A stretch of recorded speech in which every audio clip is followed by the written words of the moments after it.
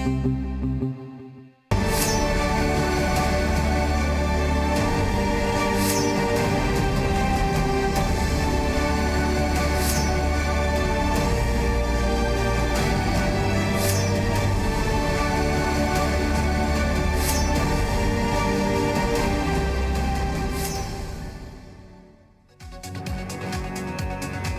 स्वागत है आपका। आप देख रहे हैं यूपी मांगे उत्तर। आपके साथ मैं हूं राम मोहन शर्मा।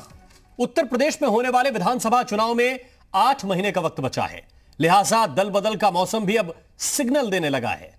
राज्यसभा चुनाव के दौरान बीएसपी ने जिन बागी विधायकों को निष्कासित किया था, वो एकाएक सक्रिय हो गए हैं और मुलाकातों के दौर ने सियासी माहौल को गर्म कर दिया है। बयानों की बाढ़ आ गई और कयासों के तीर तनते चले गए। एक तरफ इन बागी विधायकों ने अखिलेश यादव से मुलाकात की और दूसरी तरफ नए दल का भी दांव खेल दिया। ऐसे में सवाल यह है कि क्या अखिलेश यादव बुआ के कुनबे में सेंध लगा पाएंगे या फिर छोटे दल मिलकर कुछ नया कमाल दिखाएंगे। इस उलटफेर से 2022 की सियासत किसके लिए फायदे का सौदा बनेगी और किसे बड़ा झटका देगी। अपने खास पैनल के साथ यूपी मांगे उत्तर में आज चर्चा इसी बिंदु पर करेंगे, इसी मुद्दे पर करेंगे, मगर उससे पहले एक रिपोर्ट आपको दिखाते हैं।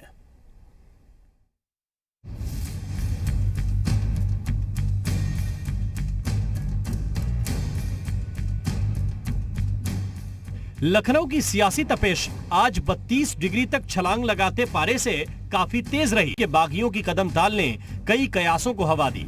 एक तरफ इनकी साइकिल की सवारी करने की सरगर्मियां रहीं, तो दूसरी तरफ इनके अलग दल की चर्चाएं भी दबे पांव दबिश देती रहीं।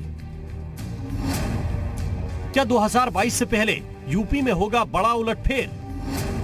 साइकिल की सवारी की तैयारी में बीएसपी के बागी नया दल बनाकर बड़ी पार्टियों का बिगाड़ेंगे खेल। उत्तर प्रदेश की सियासत में आज दिन भर यही सवाल तने रहे।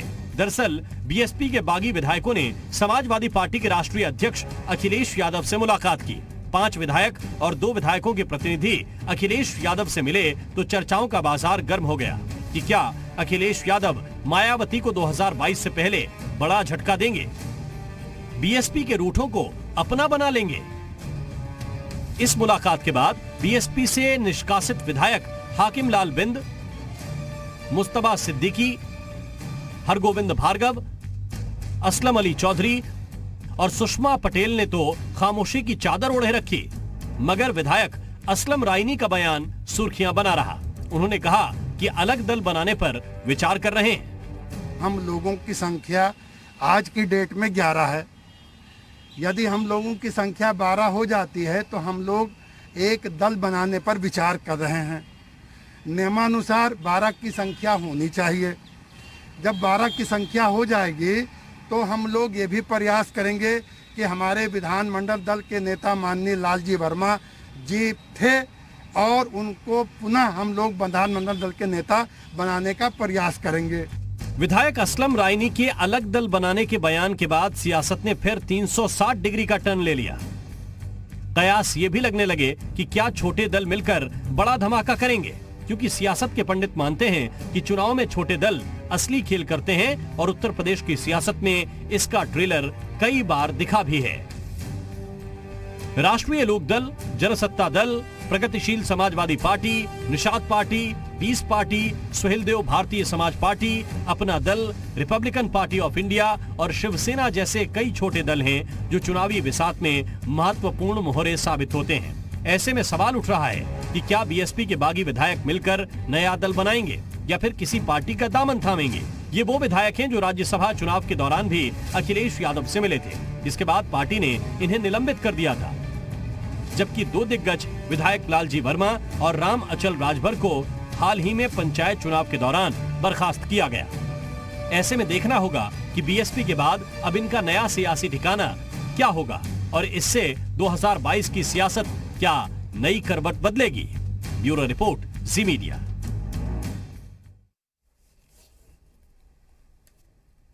तो सवाल बहुत सारे हैं और सबसे महत्वपूर्ण इस वक्त यह है कि समाजवादी पार्टी का रुख क्या है। समाजवादी पार्टी क्या इन सभी नेताओं को जिनसे मुलाकात आज राष्ट्रीय अध्यक्ष अखिलेश यादव ने की है, उन्हें पार्टी में जगह देगी, किस भूमिका में देगी और क्या टिकट के वादे के साथ ये पार्टी में लाए जाएंगे? ऐसे कई सवाल हैं। हमारे साथ एक खास पैनल इस वक्त जुड़ा हुआ है। नवीन श्रीवास्तव जी हमारे साथ हैं, प्रवक्ता हैं भारतीय जनता पार्टी के।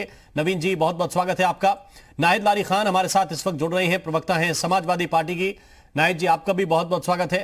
कृष्णकांत पांडे हमें ज्वाइन कर रहे हैं, प्रवक्ता हैं कांग्रेस पार्टी के। कृष्णकांत जी, आपका भी बहुत बहुत स्वागत। और विशाल आनंद गिहार इस वक्त हमारे साथ जुड़े हुए हैं। आप दलित चिंतक हैं, बहुजन समाज की बात करते हैं, उनके बारे में विचार रखते हैं। बहुत बहुत स्वागत आप सभी का। कुछ और खास मेहमान भी कुछ देर के बाद हमें ज्वाइन करेंगे, लेकिन सबसे पहले सवाल नाहिद लारी खान जी आपसे।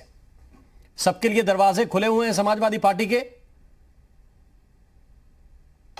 श्री राम मोहन जी, सबसे पहले तो मैं आपसे एक प्रश्न पूछना चाहती हूं कि आखिर आपने जो माननीय विधायक है उनको बागी क्यों लिखा है? ये बागी कैसे हुए? मेरी भी जो है मीडिया पर काफी पैनी नजर रहती है। मैंने नहीं देखा कि कभी इन विधायकों ने बगावत की हो बीएसपी से और बगावत करके पार्टी छोड़ी हो। और अगर प्रेजेंटली आप बात करें तो प्रेजेंटली तो ये बीएसपी के मेंबर्स भी नहीं है, और खुद बीएसपी ने ही लिखा था स्पीकर साहब को, और उनके कहने पर, उनके लिखने पर ही इन माननीय विधायकों को जो है विधानसभा में असंबद्ध किया गया था। तो अब ये जो प्राइमरी आप देखें कि ये प्राइमरी मेंबर्स भी नहीं है, करीब 1 साल से ऊपर हो गया है, ये प्राइमरी मेंबर्स भी नहीं है पार्टी। नाहिद लारी खान जी, ये आपकी नजर में बागी नहीं है, लेकिन मायावती की नजर में बागी थे, इसीलिए तो सस्पेंड किया, वरना अपने विधायक कौन सस्पेंड करता है? आरोप इनके ऊपर यही तो था कि ये समाजवादी पार्टी से मिल रहे हैं, राज्यसभा चुनाव में पार्टी से हटकर दूसरी जगह काम करने के इच्छुक हैं, इसलिए सस्पेंड किया गया। अब आपका नजरिया यह है, बीएसपी के नजरिए से तो बागी थे इसलिए निलंबित किए गए। अच्छा, आपके दिल में अगर इनके लिए जगह है, तो मैंने यही तो प्रश्न पूछा, क्या इनके लिए दरवाजे खुले हैं? इसके अतिरिक्त मैंने पूछा हो तो बताएं। नहीं, कुछ नहीं पूछा आपने। आप समझे तो कि बीएसपी के नजर से तो स्वामी प्रसाद मौर्य जी और ब्रिजेश पाठक जी भी, जो अब बीजेपी में है और मंत्री हैं, वो भी बागी है। तो क्या आप उनको भी बागी विधायक बोलेंगे बीएसपी का? तो वो ज्वाइन कर चुके हैं, आप इन्हें सपा ज्वाइन कर लीजिए, हम सपा के नेता बताएंगे उन्हें। नहीं, अभी तो ये स्वतंत्र है। मैं तो बता रही हूँ कि ये बीएसपी में तो 1 साल से ऊपर हो गया है, ये बीएसपी के प्राइमरी मेंबर्स भी नहीं है। ठीक है। और ये जो अब ये विधायक तो है ही है, और इनकी विधायकी नहीं खत्म हुई। और इसमें से 2 विधायक अगर बोले कि लालजी वर्मा जी और रामअचल राजभर जी, ये तो प्रांतीय लेवल के नेता हैं, और जो अन्य विधायक हैं वो अपने क्षेत्र में काफी मजबूत उनकी पकड़ है। अब आप ये समझे, है ना, तो अब आप ये समझे कि ये स्वतंत्र हैं, ये विधायक स्वतंत्र हैं। ये किससे मिलना चाहते हैं, किससे नहीं मिलना चाहते, किसके पास जाना चाहते, किसके पास नहीं जाना चाहते, इसके लिए स्वतंत्र हैं। और आपने सुना होगा, नाहिद लारी खान जी, आप विश्लेषण इतनी देर से इस बात का कर रही हैं कि ये स्वतंत्र हैं, ये स्वतंत्र हैं तभी तो मिलने आए, वरना पार्टी फोरम में होते हुए कौन कहां दूसरे दल के पास जाता है। मेरा सवाल आपसे बहुत सीधा था, क्या सबको ज्वाइन कराने के लिए आपकी तरफ से ऑफर दिया गया है? क्या आप लोग तैयार हैं कि जो बीएसपी में नहीं है, बीएसपी से निलंबित हैं, उन्हें पार्टी से निकाल दिया गया, निकाला नहीं गया, माफ कीजिए, सस्पेंड किया गया, क्या उनके लिए अखिलेश यादव जी ने दरवाजे खोले हैं, वो पार्टी ज्वाइन कर रहे हैं?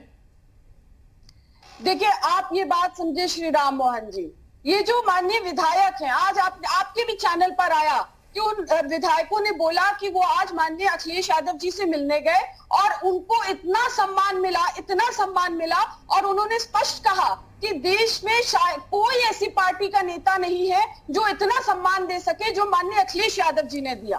तो आप ये समझे कि माननीय अखिलेश यादव जी के प्रति तो वो इतने मानवतावादी हैं, व्यवहार कुशल हैं, संस्कारी हैं कि सभी लोग उनसे मिलना चाहते हैं और सभी लोग उनके साथ कदम से कदम मिलाकर चलना चाहते हैं। और आप ये भी समझे कि वो इतने व्यवहार कुशल हैं, इसीलिए तो रोज पार्टी ऑफिस के बाहर जो है उनसे मिलने वालों का तांता लगा रहता है। योगी जी वाली स्थिति नहीं है। योगी जी के तो नवीन श्रीवास्तव जी, अब आप लोग जितेंद्र प्रसाद को पार्टी में लाएं तो दूसरी पार्टी तोड़ रहे हैं, और अखिलेश यादव जी की व्यवहार कुशलता देखिए, लोग मिलने आ रहे हैं और फिर भी वो खुल के ऐलान नहीं कर रहे कि इनको ज्वाइन कराएंगे।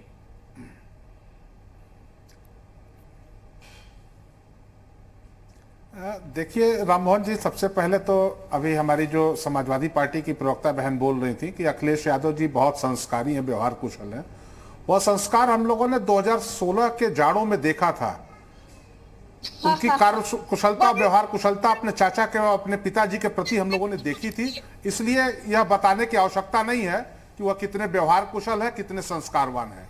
रही बात बहुजन समाज पार्टी के सस्पेंडेड विधायक समाजवादी पार्टी के नेता से मिलते हैं, समाजवादी पार्टी ज्वाइन करते हैं या स्वतंत्र पार्टी बनाते हैं, या उनका विषय। भारतीय जनता पार्टी को न इससे कोई लेना देना है, न भारतीय जनता पार्टी पे इसका कोई असर है। दो वजह मैं बताना चाहूंगा राम मोहन जी। देखिए, समाजवादी पार्टी हो, चाहे बहुजन समाजवादी पार्टी हो, चाहे कांग्रेस पार्टी हो, इसमें अध्यक्ष होने के लिए आपको उसी परिवार में पैदा होना पड़ता है। इसलिए इनको वंशवादी कहा जाता है। जाति, धर्म, पंथ, मजहब और तुष्टिकरण के नाम पर राजनीति कर सत्ता की मलाई चखना इनका स्वभाव है। तो यह समाजवादी पार्टी में रहे, बहुजन समाज पार्टी में चले जाए, कांग्रेस में चले जाए, यह इनका अपना एक विषय है। दूसरी एक बात मैं बताना चाहूंगा राममोहन जी, बहुत गंभीरता से जी। 2012 में उत्तर प्रदेश में 230 विधायकों का पूर्ण बहुमत लेकर अखिलेश जी ने सरकार बनाई। उनके लोग आज भी यही बताते हैं कि कायनात में जितने विकास के काम हुए उसी 5 साल में हुए। विकास पुरुष थे, विकासवादी सोच थी। लेकिन 2017 आते आते 25 साल यूपी बेहाल का नारा देने वाले श्रीमान राहुल गांधी के साथ मिलकर उनको चुनाव लड़ना पड़ा। नतीजा क्या आया? 47 सीट पर रह गए। फिर आप देखिए 2019 में समान विचारधारा की पार्टी बहुजन समाजवादी पार्टी, जिसमें मायावती जी के बाद अध्यक्ष होंगे तो उनके भतीजे ही होंगे, जैसे मुलायम सिंह जी के बाद अखिलेश जी हुए। वो दोनों पार्टियां मिलकर चुनाव लड़ी, वो अभी परिणाम सामने है। इसलिए भारतीय जनता पार्टी जो समाज के अंतिम व्यक्ति के विकास के लक्ष्य को लेकर काम कर रही है, जो वाकई लोकतांत्रिक पार्टी है, और उत्तर प्रदेश की जनता ने 14, 17, 19 और 2020 के विधानसभा उपचुनाव में यह साबित कर दिया कि अब उत्तर प्रदेश में अपना और अपनों का विकास की सोच रखने वाली पार्टियों की सरकार नहीं चलेगी। सबका साथ, सबका विकास, सबका विश्वास वाली सरकार चलेगी। इसलिए यह राजनीतिक घटनाक्रम कि बसपा से कोई सपा में चला जाए, सपा से कांग्रेस में चला जाए, इसका भारतीय जनता पार्टी आप पर कोई फर्क नहीं होगा। ये मैं इतना अनुरोध करूंगा कि प्रवक्ता महोदया जितना साबित। ठीक है, कृष्णकांत पांडे जी, कांग्रेस पर कोई फर्क पड़ेगा? क्योंकि साबित करने की कोशिश में थी कि अखिलेश जी के विषय। ठीक है, ठीक है, कृष्णकांत पांडे जी जी जी जी बोल दीजिए। नायक जी बोल दीजिए, फिर मैं जाऊंगा पांडे जी के पास। जी, आदरणीय नवीन जी जो है हमारे सीनियर हैं और काफी लंबे टाइम से राजनीति कर रहे हैं। मैं उनका सम्मान भी करती हूँ, अच्छा बोलते भी हैं, लेकिन बस कभी कभी गुस्सा ज्यादा करते हैं। मैं ये कहना चाहती हूँ कि अभी वो कह रहे थे, माननीय नेताजी की बात कर रहे थे। भाई ये सब झूठी बातें करने में ये इसलिए करते हैं बीजेपी और बीजेपी के सारे प्रवक्ता तोते जैसे वही एक झूठी बात रखते रहते हैं। इनको ये नहीं याद है कि अटल जी जो बीजेपी है, बीजेपी यानी अटल जी और अटल जी माने बीजेपी, वो बरसों बरस तक उनको घर में नजरबंद करके रखा गया था बीजेपी और आरएसएस ने कि कहीं वो कुछ बोल ना दे। तो ये वो लोग हैं, इनकी करतूत, इनकी ये करतूत देश ने देखा भी और सहा भी। तो अपनी जो करतूत है, जो निम्न स्तर की घटिया करतूत है, उसको छुपाने के लिए ये बार बार अनर्गल बातें करते रहते हैं। हम भी चाहे तो हम भी बोल सकते हैं कि योगी जी जो है अपने पिताजी की अंत्येष्टि में नहीं गए, अपनी माता जी से आज तक नहीं मिलने गए, लेकिन हम ये बातें नहीं करते हैं। क्यों? क्योंकि नहीं, आप करती हैं। अभी रुक जाइए, अभी हम चर्चा बीएसपी के निलंबित विधायकों के बारे में कर रहे हैं और रामवीर उपाध्याय जी हमें ज्वाइन कर चुके हैं इस वक्त। मुलायम सिंह और शिवपाल जी के साथ एक सेकंड रुक जाइए, सड़कों पर व्यवहार, एक सेकंड रुक जाइए। नवीन श्रीवास्तव जी और नाहिद लारी खान जी, दोनों से अनुरोध है, प्रत्यक्ष किम प्रमाणम, एक सेकंड, जो मौजूदा स्थितियां उस पर बातचीत करने के लिए जो सबसे मुफीद व्यक्ति है रामवीर उपाध्याय जी, उत्तर प्रदेश के ऊर्जा मंत्री आप रहे, इस वक्त विधायक हैं लेकिन बीएसपी से निलंबित है। बहुत बहुत स्वागत है रामवीर उपाध्याय जी आपका भी। मौजूदा परिस्थितियों को सर आप कैसे देख रहे हैं? क्योंकि एक चर्चा यह भी आई कि आपकी मुलाकात भी अखिलेश यादव जी के साथ हुई है, जिसका खंडन आपने किया, लेकिन लगता है कि संपर्क उपाध्याय जी का नहीं हो पा रहा। उनके पास मैं वापस लौट कर जाऊंगा। तब तक कृष्णकांत पांडे जी, सवाल बहुत सीधा है कि कांग्रेस अपने लिए क्या स्थितियां देख रही है? जो बीएसपी से निकले हुए लोग हैं वो अपना नया मकाम देख रहे हैं समाजवादी पार्टी के ठिकाने पर। आप लोगों की क्या स्थिति है? हमारी स्थिति यह है कि हम अपना काम कर रहे हैं। आप 2017 से लेके आज तक आप देख रहे होंगे कि सारे चीजों, जितने भी उत्तर प्रदेश में जितने भी विकास के मुद्दों को लेकर के जिस तरह से यह सरकार आई थी, और इसके बाद जब इन्होंने कोई काम नहीं किया, प्रदेश में तमाम तरह की चीज, नरसंहार होने लगे, हत्या होने लगी, बलात्कार होने लगे, तमाम घटनाएं, चाहे वो डीजल पेट्रोल का मामला हो, चाहे सोनभद्र में उम्भा का मामला हो, चाहे नरसंहार हाथरस का हो, हत्या बलात्कार का मामला हो, उन्नाव के बलात्कार का मामला हो, शाहजहांपुर का मामला हो, कहीं के भी मामले पर हम बराबर प्रियंका गांधी के नेतृत्व में और अजय कुमार लल्लू जी के नेतृत्व में हम लड़ाई लड़ते रहे, सड़कों पे उतरते रहे। देखिए, विधायकों का आना और जाना, ये थोड़ा सा लोकतंत्र में निश्चित रूप से बहुजन समाज पार्टी में मुझे कहने में जरा भी संकोच नहीं है कि उनके यहाँ लोकतंत्र का थोड़ा अभाव है।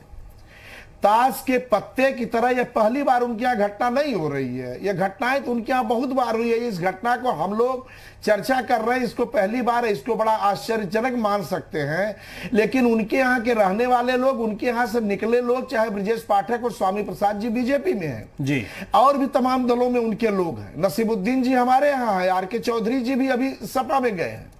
तो तमाम जो उनके यहाँ के फाउंडर मेंबर रहे हैं, चाहे वह भागवत पाल हो, दयाराम वर्मा हो, बरखू वर्मा हो, नसीमुद्दीन जी हो, बाबू सिंह हो, राम लखन वर्मा हो, डॉक्टर मसूद हो, राज बहादुर, जो तमाम ऐसे नाम हैं जो उनके नींव के ईंट रहे हैं। बहुजन समाज पार्टी जब बनी है तो उनकी नींव के ईंट रहे हैं। इन लोगों को भी पार्टी से निकाला गया है।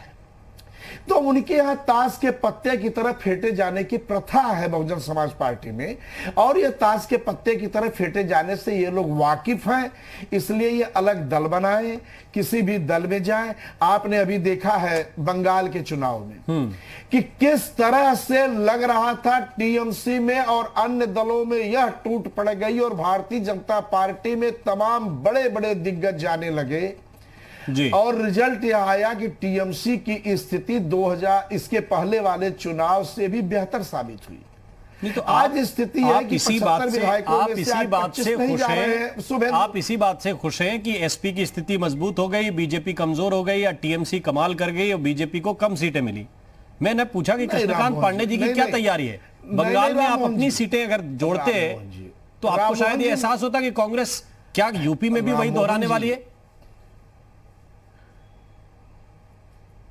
हमारी स्थिति, हम अपने बूथ लेवल से लेकर के, जिले से लेकर, ब्लॉक से लेकर प्रदेश तक के नेताओं और कार्यकर्ताओं के भरोसे चुनाव लड़ने जा रहे हैं। जनता के बीच में जो हमने 5 साल तक संघर्ष किया है सड़कों पर, हम उसके बीच में चुनाव लड़ने जा रहे हैं। कोरोना में 26 राष्ट्रीय राजमार्गों पे हमने भोजन बंटवाया है, पानी बंटवाया, लोगों को सुविधाएं हमने दिया है, हम उस पर चुनाव लड़ेंगे। और बाकी जितनी चीजों पर हम बराबर लड़ाई लड़ते जा रहे हैं। प्रयागराज में जिस न्यूज चैनल का पत्रकार मारा गया, आज उस न्यूज चैनल ने भी, मुझे कहने में जरा भी संकोच नहीं, उसने भी हाथ हटा लिया सरकार के भय से। आज हम उसके यहां हमारा प्रतिनिधिमंडल गया, जो भी हमसे मदद हो सकी, हम सबकी मदद, सारे वर्गों की, चाहे वो पत्रकार वर्ग हो, समाज के किसान के वर्ग हो, चाहे व्यापारी हो, हम सबकी लड़ाई लड़ रहे हैं सड़क पे। हमको भरोसा है कि इस लड़ाई का जनता माकूल जवाब देगी और जनता हमें चुनेगी, उत्तर प्रदेश में हमें सत्ता में ले आएगी जनता। और वो संस्थान भी बात उठा रहा है, भले वो दूसरा संस्थान है, हमारा संस्थान नहीं है, लेकिन हम भी उनकी आवाज उठा रहे हैं। और वो संस्थान के लोग भी उनकी आवाज उठा रहे हैं, ये भी हम खूब देख रहे हैं। विशाल आनंद गिहार साहब, मेरा सवाल आज का ये है कि क्या छोटे दल कोई बड़ा कमाल करेंगे? बीएसपी एक बहुत बड़ा मजबूत स्तंभ माना जाता रहा है उत्तर प्रदेश के अंदर, लेकिन पिछले चुनाव में मिली 19 सीटें। 19 सीटों के बाद वो धीरे धीरे निलंबन हो, निष्कासन हो, इससे घटते घटते संख्या, ये दावा किया जा रहा है कि 11 एक तरफ हैं, बाकी के दूसरी तरफ हैं। एक की जरूरत है तो दल भी नया बन जाएगा। आप इसको किस तरह से देख रहे हैं? देखिए, यहां बात सिर्फ राजनीति की अभी तक होती रही। जैसे मैं देख रहा था कि हमारी बहन नाहिद लाई खान जी, नवीन श्रीवास्तव जी, कृष्णकांत पांडे जी एक ही बात पे चर्चा करते रहे कि ये 2022 का इलेक्शन कैसा होने वाला है, किसके पास विधायक जाएंगे, किसके पास नहीं जाएंगे, पार्टी नहीं बनाएंगे। देखिए, बात यह है कि जब दलित समाज, पीड़ित शोषित समाज जब चिंता में पड़ता है तो वो अपने लिए नया व्यवस्था ढूंढने के प्रयास करता है जी। देखिए, जब तक शासन अगर दबा के ना रखे तो क्या किसी को आवश्यकता पड़ती है इधर से उधर भागने की जी? पलायन की आवश्यकता, अभी आपने देखा कि अलीगढ़ में पलायन की आवश्यकता पड़ने लगी सिर्फ इसलिए क्योंकि शासन ने साथ नहीं दिया जी। तो ये चीज इस बात पे आती है कि अगर विधायकों को आवश्यकता पड़ती है, अगर वो किसी पार्टी में जाना चाहते हैं तो वो उसके लिए स्वतंत्र हैं। और आज की डेट में समाजवादी पार्टी और माननीय अखिलेश यादव जी जिस पुरजोर तरीके से आम जनता के विषयों को लेकर उत्तर प्रदेश में आवाज उठा रहे हैं, लगातार आंदोलन कर रहे हैं, लगातार प्रश्न उठा रहे हैं, लगातार इस बात का प्रयास कर रहे हैं कि पीड़ितों, शोषितों, वंचितों को उनका हक मिल सके। इसलिए पार्टी के विधायकों का, जो बसपा से निकले हुए विधायक हैं, उनका माननीय अखिलेश यादव जी से मिलना एक औचित्य दिखाई देता है। ठीक है, क्योंकि लोगों को ये लगने लगा है कि सन 2022 में माननीय अखिलेश यादव ही ऐसे व्यक्ति हो सकते हैं जो दलितों, शोषितों, वंचितों के अधिकार के लिए लड़ाई लड़ सकते हैं, उत्तर प्रदेश में एक मजबूत लड़ाई लड़ सकते हैं। और भाजपा जैसी ज्वाइन कर रहे हैं, एक तांत्रिक शासन, एक उपाध्याय जी बहुत बहुत स्वागत है आपका। मैं लौट के आता हूं आपके पास। उपाध्याय जी आपका स्वागत है। और मेरा पहला प्रश्न तो यही है कि जिन बातों का आपने अभी खंडन किया है कुछ देर पहले कि आपकी अखिलेश यादव से 2016 के बाद मुलाकात नहीं हुई, आज तो बिल्कुल कतई नहीं हुई, मैं ये जानना चाहता हूं कि मौजूदा परिस्थितियां बीएसपी में ऐसी क्यों बन रही हैं कि अपने विधायक सस्पेंड किए जा रहे हैं और उनको नया दल बनाने के बारे में विचार करना पड़ रहा है, या फिर दूसरी पार्टी में ज्वाइन करने के बारे में?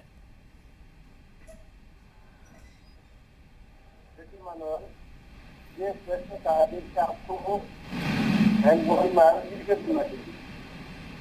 उनके विधायक क्यों भाग रहे हैं जी, उनके विधायक क्यों निष्कासित हो रहे हैं, उनके विधायकों का क्यों निष्कासन हो रहा है?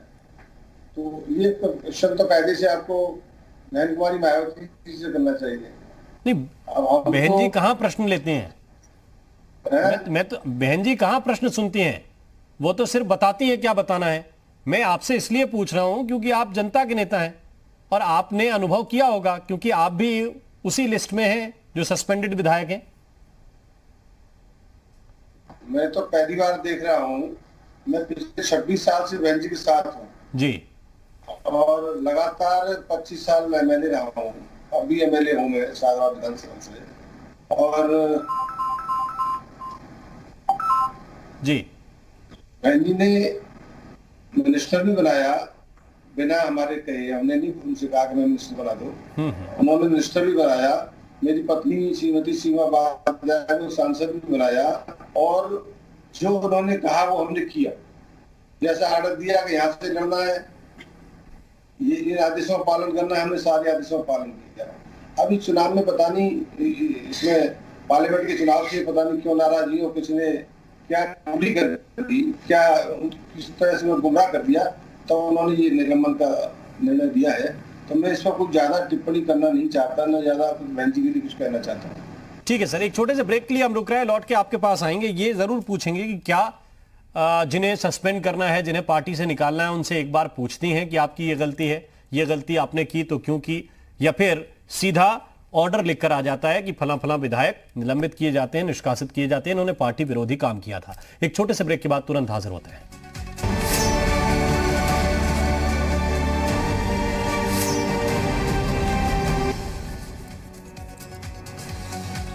ब्रेक के बाद स्वागत है आपका, और चर्चा इसी बात को लेकर कर रहे हैं कि ये दल बदल की राजनीति, क्या इसको ये माने कि इसकी बस अभी शुरुआत हुई है, इसका बड़ा रूप अभी आगे जाकर देखने को मिलेगा? क्योंकि एक तस्वीर जितेंद्र प्रसाद की याद आती है, एक आज की याद आती है जिसमें अखिलेश यादव से मिलने के लिए बीएसपी के निलंबित विधायक पहुंचते हैं, और इसके आगे की पटकथा क्या लिखी जा रही है, बहुत जल्द क्या बीएसपी में एक बड़ी टूट सामने आएगी। हालांकि ये विधायक निलंबित हैं जिन्हें पार्टी से अनुशासनहीनता के आरोप में या पार्टी के खिलाफ काम करने के आरोप में पहले ही निकाला गया।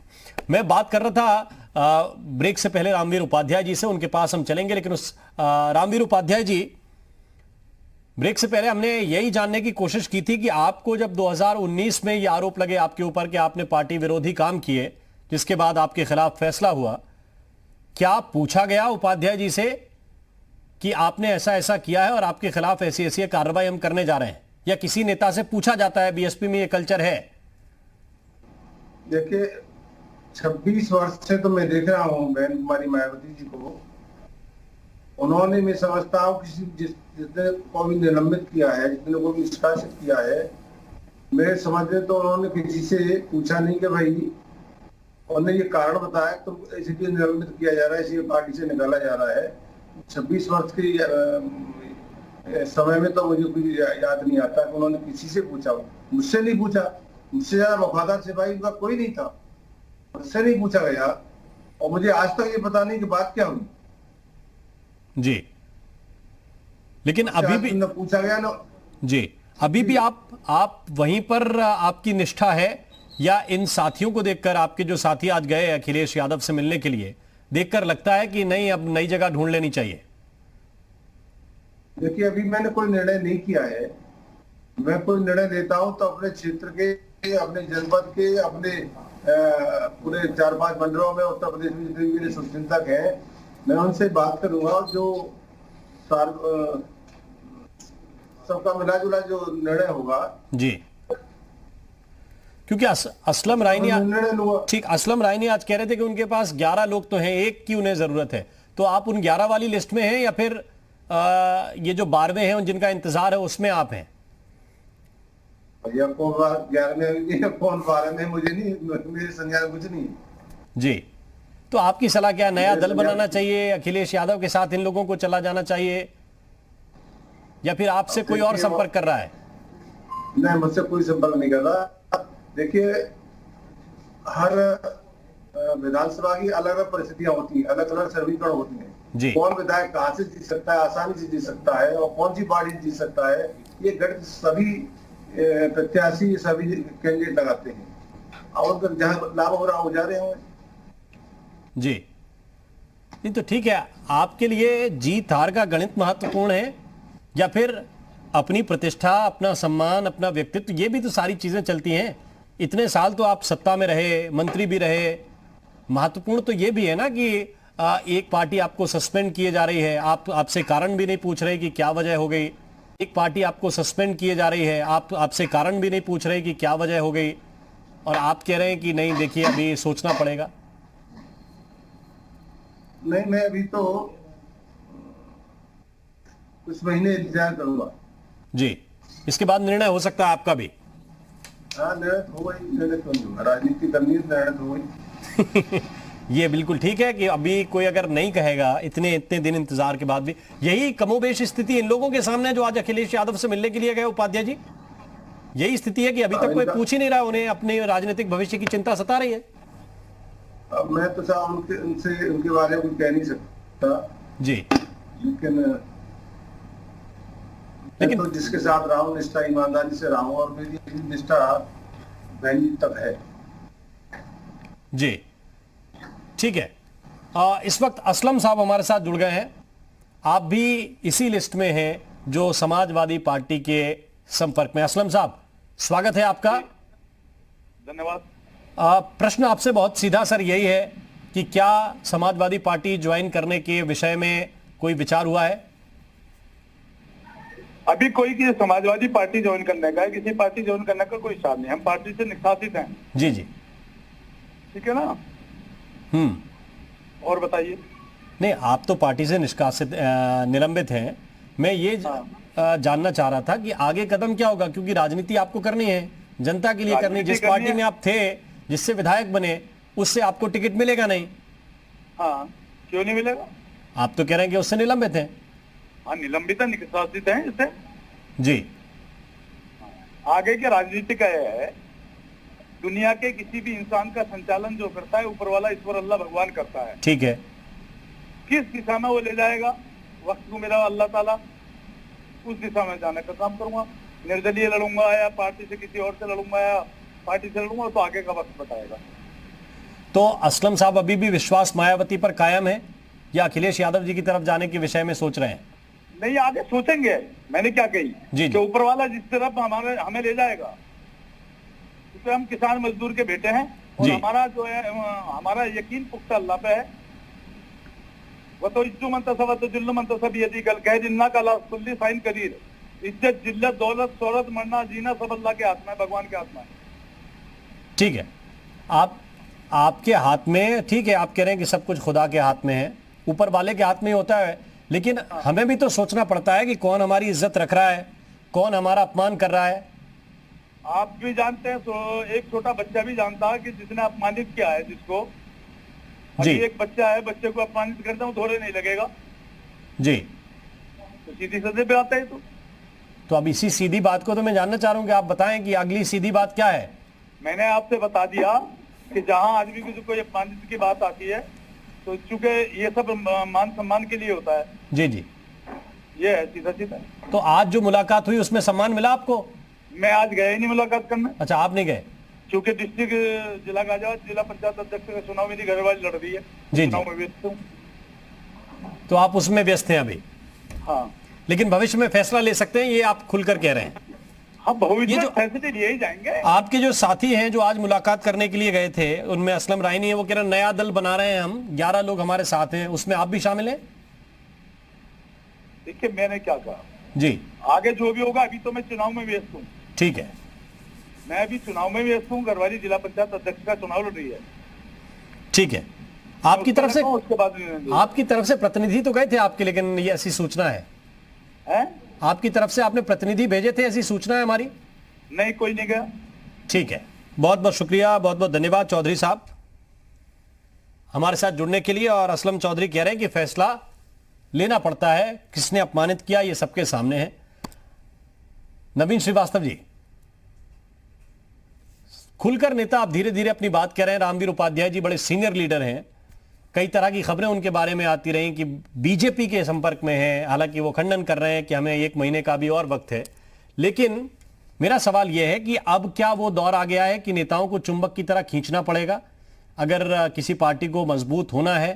क्योंकि ये वो लीडर हैं, चाहे रामवीर उपाध्याय हों या कहीं और अन्य जगह से जीते हुए विधायक हों, उनके पास कम से कम इतना तो है कि एक जनाधार है जिसके विषय में आपका पार्टी का वोट बैंक और जुड़ता है। अगर उसके साथ तो फिर जीत की गुंजाइश बढ़ती है।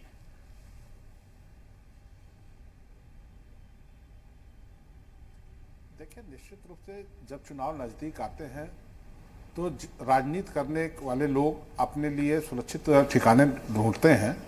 लेकिन जो प्रकरण इस समय चल रहा है, ये आज जिन 11 विधायकों की चर्चा हो रही है उनके विषय में मैं सिर्फ इतना कहना चाहूंगा कि वह सपा से बसपा में चले जाएं, वह कांग्रेस में चले जाएं, इससे कोई फर्क नहीं पड़ता है, कोई बदलाव नहीं है, क्योंकि वह विचारधारा ही एक है।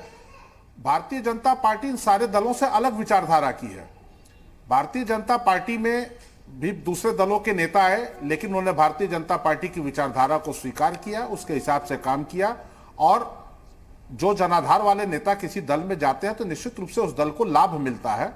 अभी मैं कांग्रेस के हमारे बड़े भाई हैं कृष्णकांत जी बंगाल की चर्चा कर रहे थे, और मैं सिर्फ इतना कहना चाहूंगा कि पश्चिम बंगाल में भारतीय जनता पार्टी 377 सीटों पर पहुंची, लेकिन आप कहां से कहां पहुंच गए ये देखिए।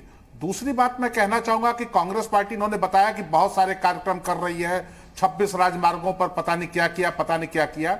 और इनकी जो प्रदेश की प्रभारी है श्रीमती प्रियंका वाडेरा जी, अभी कल ये चर्चा थी कि वह अब 2022 के चुनाव के चलते लखनऊ में रहेंगी, आ रही हैं। मैं स्वागत करूंगा उत्तर प्रदेश में प्रियंका वाडेरा जी का, उत्तर प्रदेश के एक नागरिक की हैसियत से, और ज्यादा स्वागत करूंगा भारतीय जनता पार्टी के कार्यकर्ता के नाते। क्योंकि आप याद करिए 2019 में जब वो बहुत प्रचारित उत्तर प्रदेश की प्रभारी बनी थी, कांग्रेस पार्टी के 2 गढ़ अमेठी और रायबरेली में से अमेठी चली गई। इस बार हमको लगता है कि अगर उत्तर प्रदेश में उनकी बहुप्रचारित यात्रा शुरू होगी तो जो भी बची खुची कांग्रेस की सीटें हैं विधानसभा की, वह भी समाप्त हो जाएगी। चूंकि कांग्रेस ने सिर्फ ट्विटर किया। पहले कोरोना काल में इन्होंने क्या सेवा की, 1000 बसों के लिए ऑफर दिया और 200 उसमें स्कूटर मोटरसाइकिल के नंबर दिए। यह कांग्रेस हो चाहे समाजवादी पार्टी हो, इनके नेता कार्यकर्ता घर में बैठ के ट्विटर खेलते रहे। हमारे कार्यकर्ता, चाहे वो रक्तदान करना हो, चाहे कोरोना संक्रमित लोगों की सेवा करनी हो, मदद करनी हो, राशन बंटाना हो, हम लगातार जनता के बीच रहे पूरे कोरोना। और आप दूसरों से क्या तुलना करेंगे? हमारे मुख्यमंत्री योगी आदित्यनाथ जी जो स्वयं कोरोना से पीड़ित थे, उस संक्रमण काल में भी और ठीक होने के बाद भी उन्होंने जिस प्रकार से अनथक मेहनत किया, सीमित संसाधन वाले इतने बड़े आबादी के राज्य में उनके प्रयास से जिस प्रकार से हम कोरोना की दूसरी अत्यधिक घातक लहर पर नियंत्रण पाने में सफल हुए, उस मेहनत की, उस त्याग की क्या तुलना विपक्ष का कोई नेता कर सकता है जो घरों में एसी में बैठकर ट्विटर खेलते हैं? इसलिए भारतीय जनता पार्टी को इससे कोई फर्क नहीं पड़ता है कि कौन लोग निकल के किस दल में जाते हैं। हाँ, आपके भारतीय जनता पार्टी में अगर कोई जनता की सेवा के ये कह रहे हैं कि कोई फर्क नहीं पड़ता चाहता है तो हमारे यहाँ भी स्वागत है। ठीक है, लेकिन आपके दरवाजे खुले हैं और आप सीधे बड़े नेताओं पर फोकस करते हैं। जैसे जितिन प्रसाद जी, हमारे साथ इस वक्त सुषमा पटेल जी भी जुड़ गए हैं। सुषमा पटेल जी भी उन नेताओं में शुमार हैं जिनके बारे में कहा जा रहा है कि या तो वो नए दल में जाएंगे या हो सकता है सपा में चले जाएं। सुषमा जी, स्वागत है आपका। क्या विचार बना है सबका मिलके? देखिए, मैं सबकी नहीं, मैं अपनी बात करूंगी जी। आज मैं गई थी समाजवादी पार्टी ऑफिस पे और राष्ट्रीय अध्यक्ष अखिलेश यादव जी से भी मिली थी, मुलाकात हमारी हुई थी। जी जी जी। देखिए, ये चुनाव, ये सब चीजें जो घटनाक्रम हो रहा है, ये तो राज्यसभा का इलेक्शन जब चुनाव हो रहा था उसी समय की बात है कि बसपा ने हम लोगों को, सभी 7 विधायकों को निलंबित कर दिया जी। और बिना किसी आधार के हमसे पूछा नहीं भाई, ना ही राज्यसभा के इलेक्शन में बहन जी ने कोई व्हिप जारी किया था, ना ही हम लोगों ने पार्टी कोई क्रॉस वोटिंग की है। उसके बाद भी हम लोगों से कुछ पूछा नहीं गया, पार्टी से निलंबित कर दिया गया और कह दिया गया कि ना झंडा बैनर न लगा सकते हैं, ना ही पार्टी की बैठक में आ सकते हैं, किसी हम विधायकों से कोई भी ताल्लुक नहीं रखना है पार्टी का। तो भाई, हम तो निर्वाचित प्रतिनिधि हैं, निर्वाचित जनप्रतिनिधि हैं जी। जनता से जो भी चीज है, जनता कह रही है चुनाव लड़ना है आपको, तो जनता से पूछा गया है, जनता से विचार विमर्श किया गया है, अब उसी आधार पे काम किया जा रहा है और आगे का चुनाव लड़ा जाएगा। बाकी चीजें आप लोगों को जानकारी भी हो जाएगी। तो सुषमा जी, जनता ने बता दिया कि सपा ही ठीक रहेगी अब? हाँ जी, हमने पूछ लिया भाई, हम आगे का चुनाव भी लड़ेंगे, आगामी विधानसभा चुनाव का भी जो लड़ा जाएगा समाजवादी पार्टी की। तो अखिलेश जी ने कहा है कि टिकट ठीक ठाक मिल जाएगा आपको? कुछ तो आश्वासन दिया होगा? जी, हुआ है, बात हुई है, बाकी चीजें ठीक है, बाकी चीजें आपको कुछ दिन पर्दे के पीछे रहने देते हैं। ठीक है, मैं आपकी बात समझ गया। बस इतनी, मैं सिर्फ इतना जानना चाह रहा हूं कि जो सभी विधायक हैं वो क्या मूड बना रहे हैं, अलग दल बनाएंगे या फिर अखिलेश जी से ऐसी बात हुई है कि आप लोगों को एडजस्ट किया जाएगा? बात हुई है, बाकी की अब आगे की रणनीतियां, परिस्थितियां जैसी भी बनती हैं वो ऐसा निर्णय ले लिया जाएगा। अभी कुछ कहना बहुत ही जल्दबाजी होगी। ठीक है, ठीक है, बहुत बहुत शुक्रिया। आपकी अपनी मर्यादाएं हैं और अपनी बंदिशें हैं, उनको हम नहीं तोड़ेंगे। सवाल सिर्फ इतना था नाहिद लारी खान जी कि क्या अखिलेश यादव जी की तरफ से ग्रीन सिग्नल मिला है? सुषमा पटेल जी की मुस्कुराहट बता रही थी कि ग्रीन सिग्नल तो दे दिया है अखिलेश जी ने। श्री राम मोहन जी, सबसे पहले तो जो हमारे दलित चिंतक भाई बैठे हैं, विशाल जी, उनका मैं बहुत सम्मान करती हूँ। आप ये समझे कि उन्होंने वास्तविकता पर आधारित बात कही इस वक्त आपके डिबेट पर कि देश प्रदेश में केवल एकमात्र माननीय अखिलेश यादव जी ही ऐसे नेता हैं जो दलितों, पिछड़ों, शोषितों, वंचितों की लड़ाई लड़ रहे, उनको देख रहे, उनके सम्मान की लड़ाई लड़ रहे हैं। और अभी आप ब्रेक पे जाने से पहले उपाध्याय जी से पूछ रहे थे कि मायावती जी तो किसी का सवाल लेती नहीं है, वो तो सिर्फ अपने बताती हैं, आपने ये कहा। तो उस पर मैं आपको ये भी कहना चाहूंगी श्री राम मोहन जी कि वो मैंने तो देखा है कि बहन जी तो कभी कभी प्रेस कॉन्फ्रेंस भी कर लेती है और उसपे जो है पत्रकारों के सवाल जवाब भी दे देती है, सवालों के जवाब भी दे देती है। लेकिन आप इसमें एक को भूल गए, मोदी जी तो 7.5 साल हो गए, उन्होंने एक प्रेस कॉन्फ्रेंस नहीं की होगी कि आप लोगों को इस लायक नहीं समझा कि वो आप लोग उनसे कोई सवाल पूछ सकते। मतलब आप लोग को सम्मान देना, अभी यहाँ सम्मान की आप बात करें इसलिए मैं कह रही हूँ, मतलब आप लोगों को, यानी सभी पत्रकारों को, सभी इलेक्ट्रॉनिक और प्रिंट मीडिया को उन्होंने इस लायक नहीं समझा, सम्मान देना नहीं समझा कि वो पत्रकार उनसे कुछ सवाल कर सकते, केवल वो अपनी मन की बात ही करते रहे। और अभी आदरणीय नवीन जी जो है ट्विटर की बात कर रहे थे, तो ट्विटर तो खुद मोदी जी 8 मार्च 2020 जब भारत में उनकी गलती के कारण, नमस्ते ट्रंप और तमाम गलतियां, मध्य प्रदेश का इलेक्शन चुनाव सरकार बनाना, सरकार गिराना वहां करते रहे, उसकी गलती के कारण जब कोरोना महामारी भारत में प्रवेश कर चुकी थी, हाहाकार मच चुका था, तो 8 मार्च 2020 को खुद मोदी जी ट्विटर खेल रहे थे विमेंस डे पर, मैं किसको अपना ट्विटर अकाउंट दूं, इस महिला को दूं, उस महिला को दूं, मतलब त्राही मचना शुरू हो गया था, तब मोदी जी का यह आलम था। और अभी भी जब देश करा रहा है तो पूरी भाजपा और मोदी जी स्वयं जो है ट्विटर पे ब्लू टिक के चक्कर में पड़े हैं, इनको टीके से कोई मतलब नहीं है। और आप ये समझिए कि जो उत्तर प्रदेश का पंचायत चुनाव हुआ है, जिसमें समाजवादी पार्टी की विशाल जीत और भाजपा की करारी हार हुई है। और साथ में मैं कहूंगी बंगाल, केरला, तमिलनाडु सारे चुनाव से स्पष्ट हो गया कि भाजपा की तो धरती खिसक चुकी है। इनके राष्ट्रीय, अपने आप को राष्ट्रीय पार्टी कहने वाले, विश्व की सबसे बड़ी पार्टी कहने वाले इनके राष्ट्रीय उपाध्यक्ष मुकुल राय, उन्होंने एक प्रांतीय पार्टी टीएमसी में घर वापसी कर ली और वो ज्वाइन कर रहे हैं। और ये जोड़-तोड़ की राजनीति जो भाजपा करती है, सेंध मारने की राजनीति करती है, इसके तहत इन्होंने बंगाल में, तो वही तो मैंने शुरू में पूछा था कि वो करें तो वो सेंध मार रहे हैं, आप लोग जो ज्वाइन कराएं, तैयारी कर लें तो उसकी कोई बात नहीं। बस ये है कि उनका अचानक ऐसा खुलासा होता है कि देखिए जितेंद्र प्रसाद ज्वाइन कर रहे हैं, आपके नेता ऐसे हैं जो मिल के आते हैं और बता भी देते हैं, बस इतना सा फर्क है और कोई बड़ा फर्क मुझे दिखा नहीं। एक सेकंड और दे जी। फर्क ये है राम मोहन जी, मैं एक बात कहना चाहूंगा, समाजवादी पार्टी के जो मुखिया अखिलेश यादव जी प्रेस कॉन्फ्रेंस में पत्रकारों को किस प्रकार से अपमानित करते हैं, किस प्रकार से पत्रकारों को भगाते हैं कि भागो तुम भाजपाई हो, बिके हुए हो, वो भारतीय जनता पार्टी नहीं करती है। और जो अपने बाप और चाचा का सम्मान न कर सके, ठीक है, फिर जाएंगे पांडे जी और यार साहब भी एक एक बात कह रहे हैं, उनकी बात मैं सुन लूं, फिर वरना इसी चीज में उलझ जाएगी डिबेट। कृष्णकांत पांडे जी कहना चाह रहे थे, ठीक, आपने कमियां गिना दी, ठीक है, कठिन सवाल जहां पूछे जाते हैं वहीं लगने लगता है कि पत्रकार दाएं बाएं बात कर रहे हैं। ठीक है, कृष्णकांत पांडे जी, भारत सरकार की वैक्सीन हो गई, ठीक, पांडे जी की बात आ जाए, इसके बाद में लौट के आता हूं। शांत हो जाइए नवीन जी, बोलिए पांडे जी। अरे भाई नवीन जी मान जाइए, ठीक, हो गई बात। यार राम मोहन जी, मैं केवल यह पूछना चाहता हूं कि आज बहुजन समाज पार्टी के बागी विधायकों या निलंबित विधायकों की चर्चा सपा में जाने की तो हो रही है, एक चर्चा यह भी हो जाए कि भारतीय जनता पार्टी के यह नेता किस गुट में है, जोगी के कि मोदी के गुट में है? क्योंकि जोगी स्वघोषित 2022 के अपने नेतृत्व में चुनाव लड़ने की बात की है, इनके 2 डिप्टी हैं और दोनों डिप्टी में केशव मौर्य जी का कोई एक बयान बता दे जिसमें उन्होंने कहा हो कि नहीं, जोगी जी के नेतृत्व में उत्तर प्रदेश का 2022 का चुनाव लड़ा जाएगा। क्या केशव मौर्य और जोगी जी ये दोनों लोग 2 धड़े हो चुके हैं? क्या केशव मौर्य मोदी जी के गोल में हो चुके हैं? जोगी जी की स्वयं अपना एक गुट है? क्या भारतीय जनता पार्टी जो 4.5 साल तक पैसे और पावर पे राजनीति करती रही, जिसके खिलाफ हम सड़क पे लड़ते रहे, हाँ ये सही है, इन्होंने बहुत अच्छी बात हमारे प्रभारी के बारे में बताया, ये स्वागत कर रहे थे। 2012 के चुनाव में कितनी इनकी विधानसभा की सीटें थी?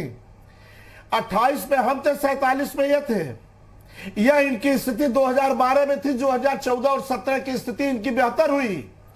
आज की स्थिति यह है कि इनके 4.5 साल के कारनामे और उसी कारनामे में 200 एमएलए विधानसभा में भी धरने पर बैठे थे जोगी जी के खिलाफ, और जितने अपराध तो प्रसन्न होना चाहिए जोगी जी ने इतना भितरघात है, तो आपके लिए बढ़िया मौका है।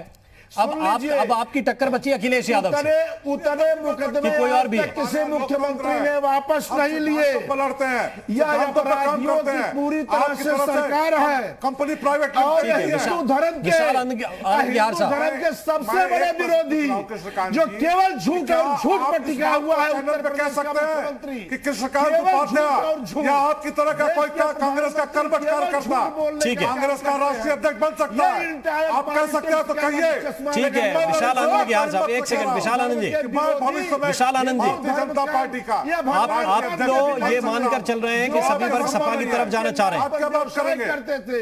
एक सेकंड रुक जाइए, बस, ठीक है विशाल आनंद यार साहब, ठीक है, आपस में उलझने से कोई फायदा नहीं, किसी की आवाज नहीं जाती ठीक ढंग से। जी, बस पांडे जी, बस गद्दी छोड़, इस नारे के साथ हम उत्तर प्रदेश की सम्मानित जनता के साथ जाएंगे। ठीक, और भारतीय जनता पार्टी, अरे पगला गया क्या पांडे जी, दिमाग गड़बड़ हो गया क्या सरकार से बाहर होने से? इस तरह से निकृष्ट बात कर रहा है, पढ़े लिखे आदमी छोड़कर बात कर रहा है। ठीक, शर्म आनी चाहिए। रुक जाइए दोनों लोग, तुम पगला नहीं गए, खानदानी चोर हो तुम लोग, खानदानी चोर है। आराम से मैं नहीं सुन पा रहा हूँ कौन क्या बोल रहा है।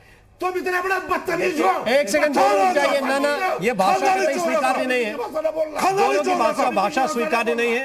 विशाल आनंद यार साहब, कृष्णकांत पांडे जी, ये भाषा नहीं चलेगी, दोनों तरफ से स्वीकार्य नहीं। एक सेकंड रुक जाइए, नहीं चलेगी, एक सेकंड रुक जाइए, ठीक पांडे जी रुक जाइए, नहीं चलेगा, नहीं चलेगा। विशाल आनंद के हाथ साहब एक सेकंड, चर्चा कीजिए ना, चर्चा कीजिए ना, चर्चा कीजिए ना। एक मिनट नवीन जी ठीक ठीक बहस करना, बैठ के आराम से बात करना, ठीक है। एक भी शब्द अगर आप शब्द बोले तो कोई नहीं बोलेगा आप शब्द किसी से, ना आप बोलेंगे ना नवीन जी बोले, कोई किसी से शब्द नहीं बोलेगा, ये इजाजत किसी को नहीं दी जा सकती।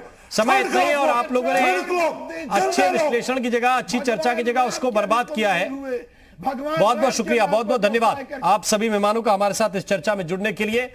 भाषा में शालीनता आवश्यक है, अगर आपके तर्क दमदार हो तो आपको आवाज ज्यादा जोर से उठाने की जरूरत होती नहीं है। लेकिन जैसे जैसे चुनाव करीब आएंगे, एक भी बात ऐसा लगेगा कि जैसे स्वीकार्य नेताओं को रहती नहीं है, जो भी उनके खिलाफ बात होती है वो लगता है कि बहुत ज्यादा किसी ने गलत बोल दिया है। बस भाषा की मर्यादा बहुत आवश्यक है हर बात में। लेकिन ये जरूर है कि छोटे दल एक बड़ा रोल प्ले करने वाले हैं। अखिलेश यादव भी ये बात जानते हैं, ये बात योगी आदित्यनाथ भी जानते हैं, दूसरे दल जानते हैं। अब सवाल यह है कि क्या मायावती इस पर विचार कर रही हैं, या फिर उन्होंने आगे आने वाले चुनाव को भी ये मानकर वो लड़ रही हैं कि वो तीसरे और चौथे नंबर के लिए लड़ाई लड़ेंगी। यूपी मांगे उत्तर में अभी के लिए बस इतना ही। नमस्कार।